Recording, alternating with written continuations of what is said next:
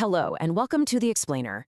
Have you ever stopped to wonder how we actually know what's going on inside of the human mind?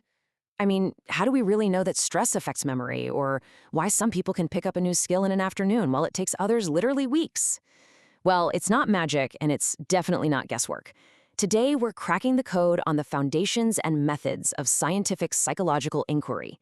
We're going to look at exactly how researchers uncover the absolute truth about human behavior. Okay, let's dive into this. So, does using mobile phones before bedtime actually reduce sleep quality? Now, this isn't just some random thought. It's kind of the ultimate modern mystery, right? But here's the thing. Psychologists don't just sit around a table, share their personal opinions, and declare they have the answer. No way. Instead, they act like scientific detectives. They use a rigorous, evidence-based process called psychological inquiry to actually get to the bottom of it. They observe, they question, they test, and they gather hard evidence before they ever make a definitive claim. Here is a quick, reassuring roadmap of the toolkit we'll be using today to uncover how psychological science actually works. We'll cover 1. The science of psychology. 2. The research blueprint. 3. Understanding cause and effect. 4. Patterns, surveys, and tests. And finally, 5. Ethics in psychological research. Section 1. The science of psychology. Because all our detective work has to be built on objective, testable science, not just assumptions. Every single piece of psychological inquiry aims to hit 5 major goals. First up is description, and this is simply observing and recording a behavior without judging it. Next is prediction. You see, once we observe enough, we can actually forecast future actions. For instance, knowing that students who consistently do their homework are far more likely to perform well on a test. Then comes the explanation. This is finding the why. Like, why do some students get paralyzing exam anxiety while others are totally fine? We have to look at things like stress, preparation, and support to actually explain it.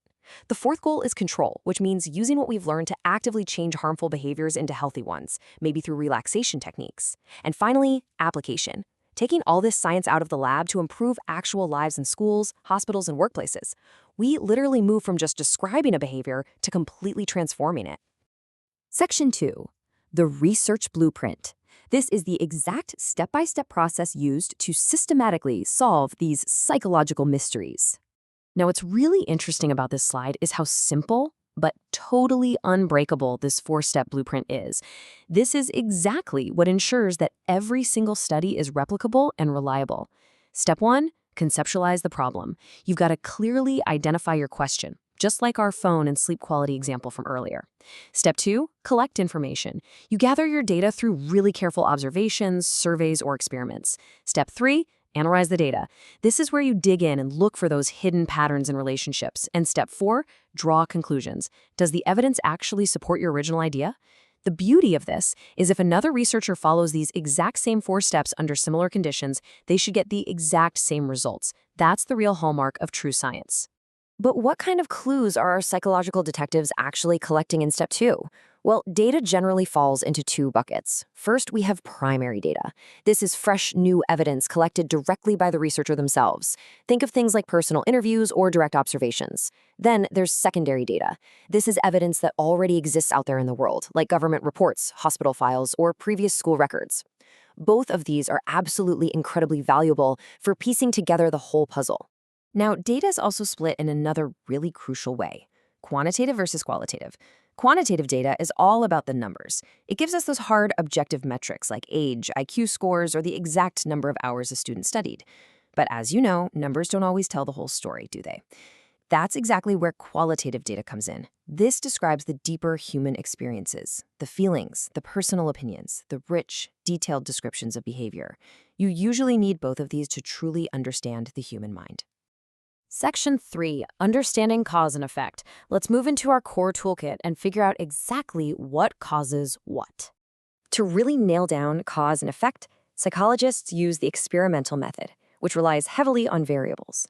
The independent variable, or IV, is the factor that the researcher actively manipulates or changes. Let's use a great example from our source material.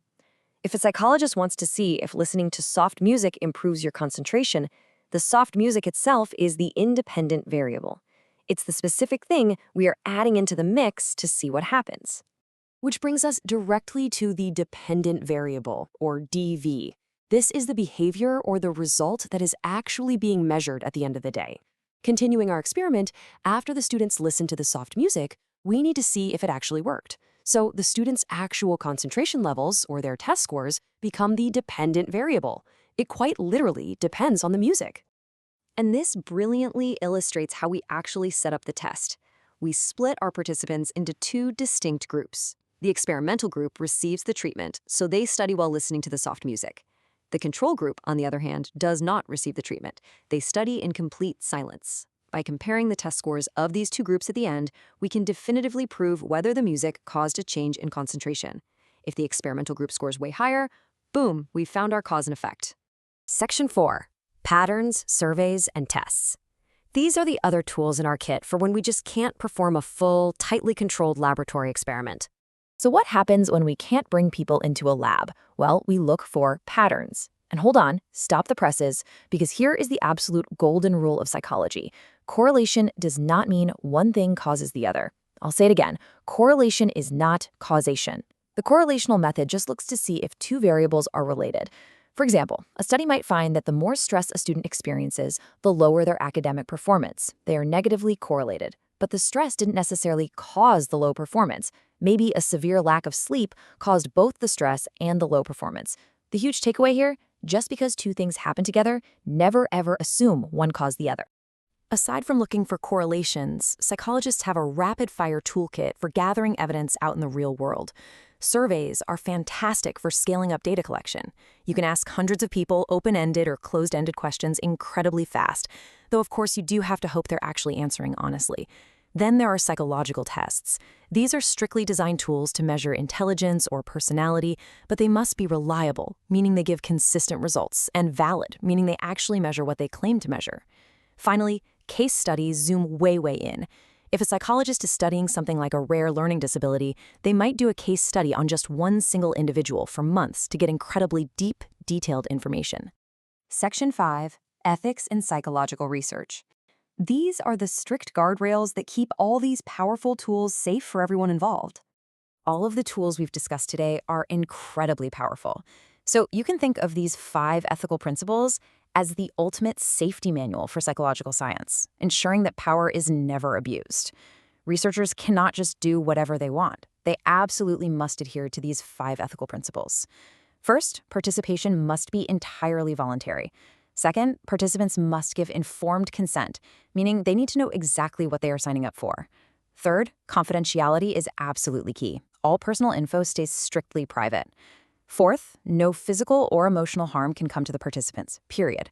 And fifth, debriefing. Once the study is totally over, researchers must explain the true purpose of the experiment to everyone involved. These ethics guarantee that research is always fair, safe, and totally respectful of every single human participant. And that brings us to the end of our journey through the methods of psychology. We've seen how researchers move from basic descriptions to tightly controlled experiments, separating hard objective facts from mere opinions. So I'll leave you with this final provocative question. Knowing how the science actually works, with its strict blueprints and ethical rules, are you evaluating the psychological claims you hear every single day like a true scientific detective? Then next time you see a flashy headline claiming a new superfood cures anxiety or that a specific app makes you instantly smarter, remember the variables, remember the control groups, and definitely remember that correlation is not causation. Keep asking questions, keep demanding real evidence, and keep learning. Thanks for joining me on This Explainer.